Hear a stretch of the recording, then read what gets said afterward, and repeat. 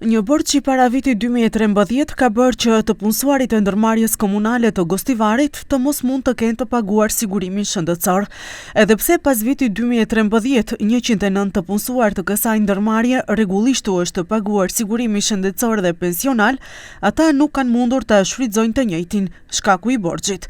Drejtori i Fondit të Sigurimit Shëndetësor Sasho Klekovski sot nga Gostivari tha se brenda javës tjetër do të rregullohen edhe këta të punësuar, do të mund që të kenë sigurim shëndetësor.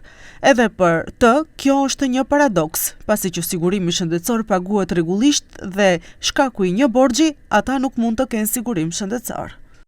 Javното комунално има дълг от 2013 година, делото е дълг от 2009 година и во основа седи неразрешен тој дълг, заради кој 109 вработени во Јавното комунално нема здравствено осигурање. Се плаќа осигурањето, тоа е еден од парадоксите. Од 2013 редовно се плаќа.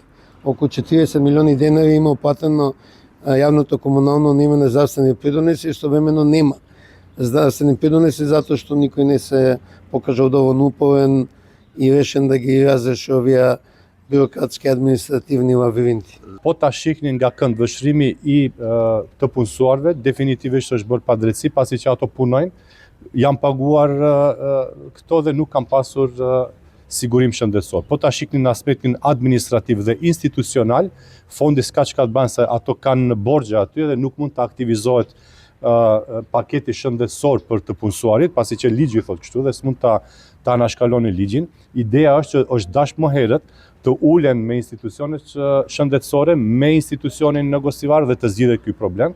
Edhe Ministri Aliu, edhe drejtori i Fondit Klekovski u pyetën se a do të zgjidhet edhe problemi të punësuarëve në ndërmarrjen komunale të tova, të cilët rreth 28 muaj janë pa sigurim shëndetësor. Aliu dhe Klekovski thanë se nuk janë të njohur me këtë problem, por premtuan se do të interesohen dhe ky problem do të tentohet të zgjidhet.